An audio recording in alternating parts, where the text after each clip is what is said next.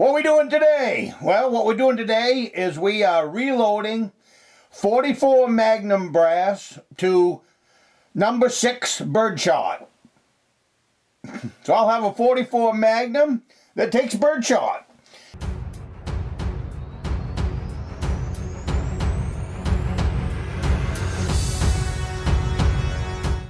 Good morning. My name is Tom. I come to you from the great state of Maine. Well, you know the routine. Get yourself a cup of coffee. This is take 2 on this video. I made this video the other day. I used my cell phone camera because it fits on the bench easier. But the video came out absolutely crappy. The audio was way off. I don't quite know why. So it was either between the cell phone and the connection with the computer. I don't know.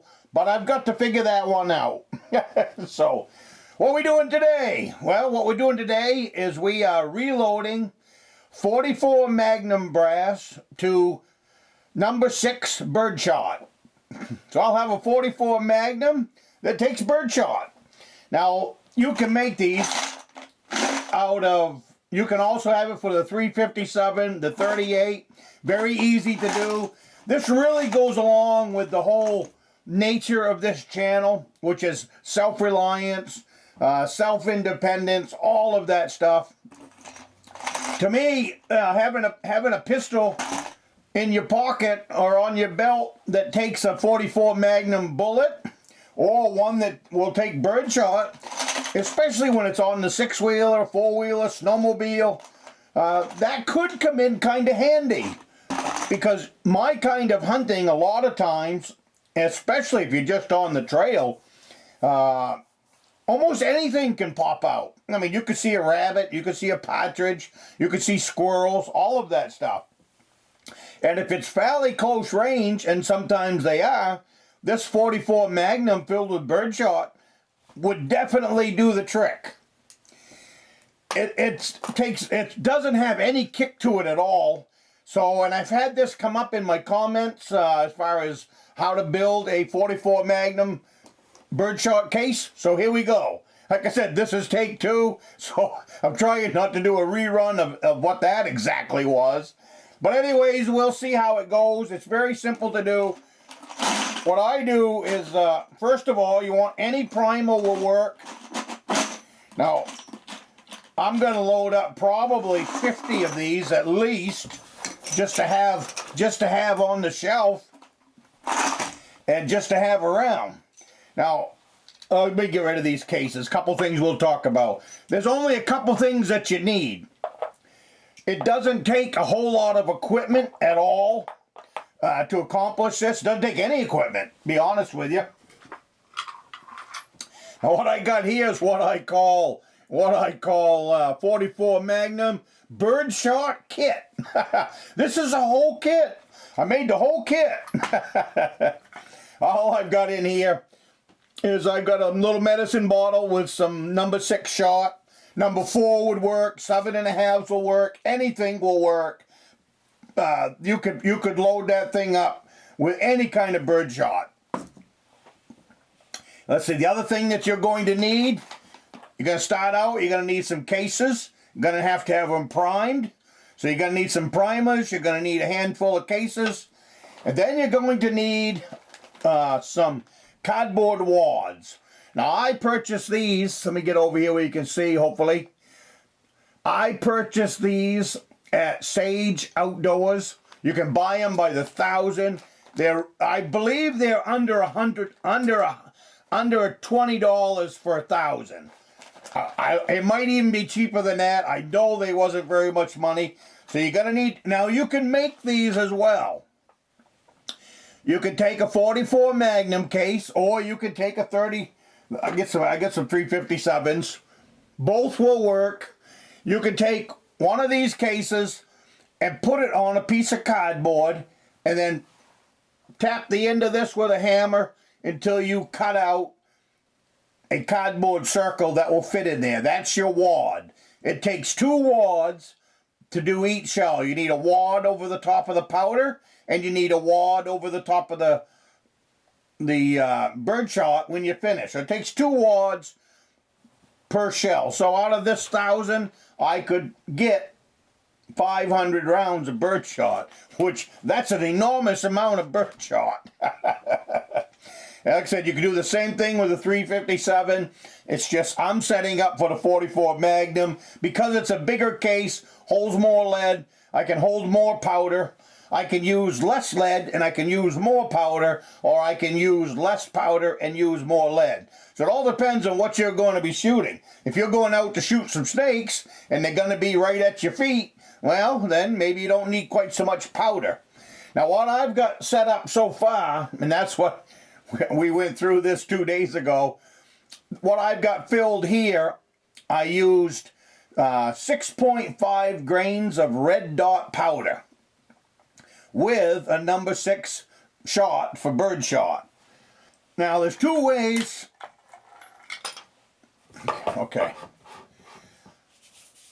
The powder that I used is red dot. Red dot or unique at 6.5 grains of powder.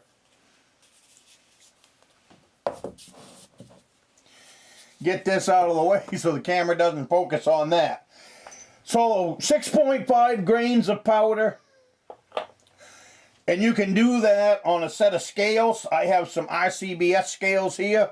Fairly simple, fairly inexpensive to buy. So that's not ridiculous. But when it comes to punching these things out, a couple of these measuring cups works just as well. You can buy these in a kit where you can get, and again, these aren't a whole lot of money, and for this kind of reloading, this is actually really fast and really quick. And more than accurate enough for birdshot. Now, 1 cc, 1.0 is 1 cc. That's 6.5 grains of powder of red dot. And then the 1.3 cup is 105 grains of lead shot. And that's what it takes to fill the 44 Magnum. So that's how complicated it is. So the first thing that I do is I resize the case. These were actually ready for, I had them ready, and I don't have any empties. These were all ready to be turned into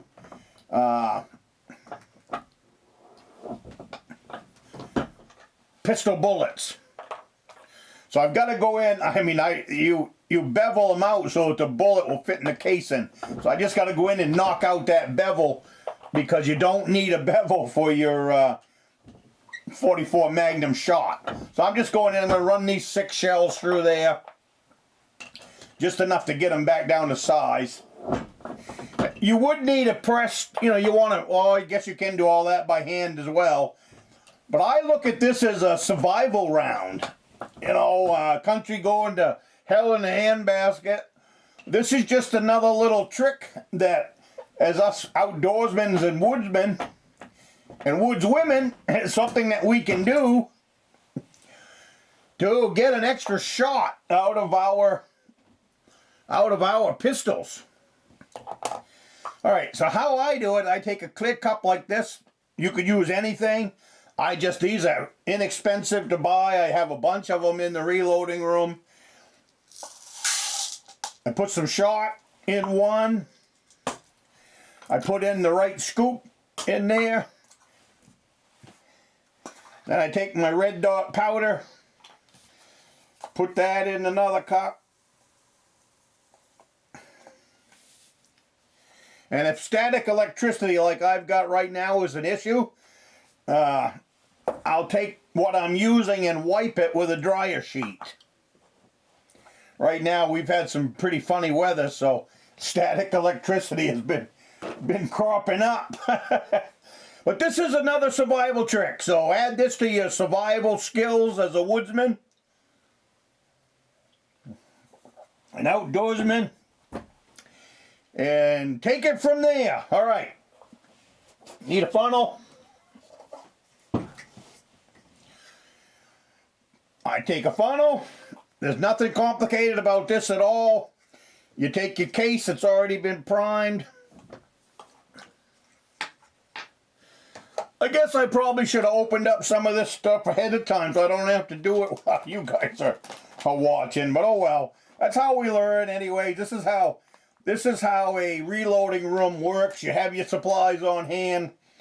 Me, I like to be all set up so I don't have to tear stuff down and set stuff back up. So I have a reloading room that is completely designated for reloading. So I got my case. We're going to take scoop, nice level scoop of powder. Put that in. Step 1 is done, and you're almost done. No presses. Now you've got a cardboard wad. I forgot to say, you're going to need a 380 cartridge case. A 357 case will work, but I like the 380 better because I can use the bottom of the 380 case to set my cardboard wad. See, the powder's way down here, so now, but the wad's way up here, so you got to push it down. Now I push it down till that, especially with that particular powder, it makes it so that 380 is right level with the top. So that pushes the wad down on top of the powder. This is just like loading a black powdered rifle. You drop your powder in, you put a wad in, and then you put the shot in, and then you put another wad in. Nothing difficult about that. So now that the powder's in there, the first wad is in there, it's time for a scoop of lead. Same deal. Dump your lead in. Put it in easy so the lead doesn't get fetched up in the funnel. That's a reloading funnel. So now the lead is in there, and you want to leave, you probably can't tell from here, but if you can see, you want to leave just a little bit of room when you're measuring out your lead. That's why you figure out what scoop works the best for you. And if you can get your hands on those scoop, then for that particular load, it would be 1.3 cc. That's the scoop. So then you put in another wad. I do the same thing with my 380. I just get the wad in there, squared off. And now that load is finished. The wad is in. It's ready to shoot. Perfect. Now, if I was going to go shoot it, that's where I would stop. If I was going to go out and shoot this now, that's exactly where I would stop. But if you're going to put this in a box or in a whatever to take out in the 6-wheeler, the 4-wheeler, put it in your pocket, what I do is airplane glue, Gorilla Glue, the clear stuff. You know, it's just like airplane glue, model airplane glue from years ago. That kind of glue would work. I use Gorilla Glue, and I also use a super glue. And all you're doing is putting a coat on the top of that vegetable wad gasket, and that'll seal everything up tight. It'll keep moisture out. And this, I mean, you can't knock that apart anyways, but you do want to keep the moisture out if you're going to put it on the shelf and use it a year from now, 2 years from now, or just have a whole bunch just to have on hand. So now, without all that talking, let's just go through one more time. I've already got my primers in, empty. We're going to drop in a nice level scoop, 1 cc, or 6.5 grams of powder. Now we're going to put in the second wad. All you got to do is get it started. 380 casing. Push that wad down into place. Put the funnel back on.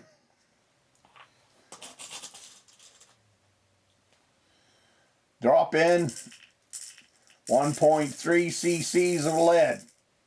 105 grains if you are using a set of scales.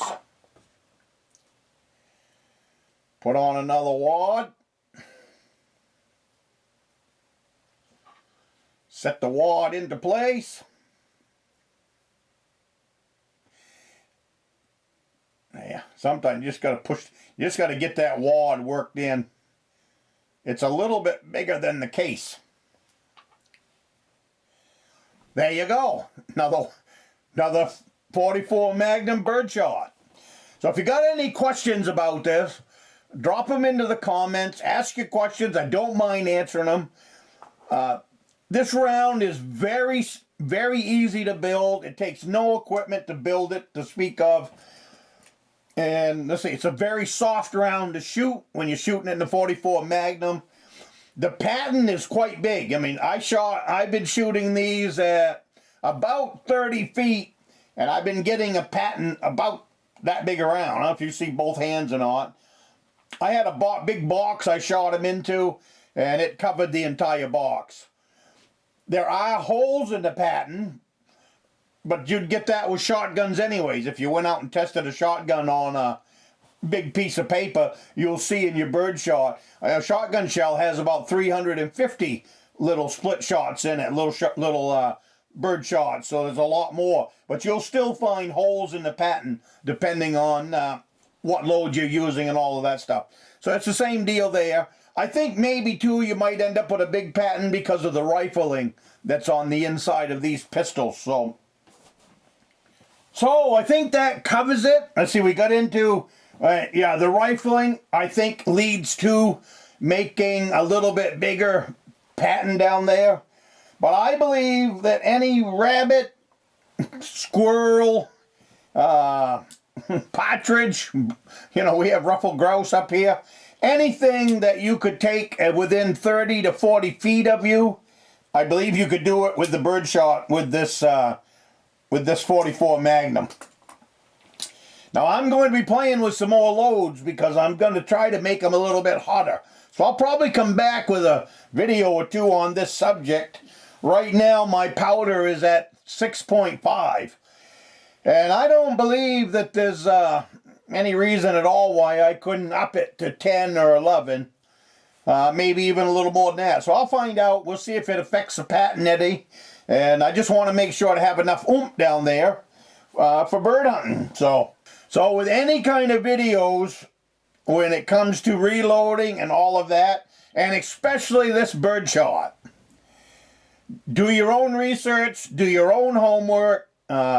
Don't take my word for anything when it comes to this stuff. I couldn't find any literature anywhere on birdshot other than through other reloaders.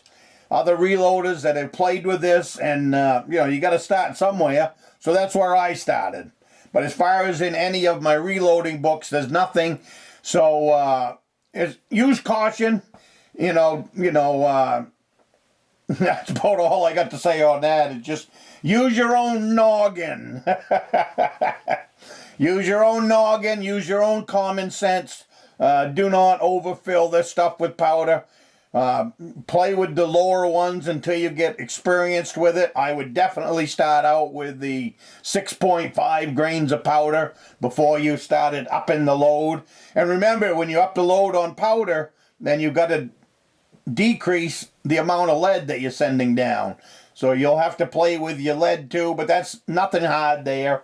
It's just a matter of using the right cup to fill up your 44 Magnum case. So, but take responsibility for your own reloading and use caution.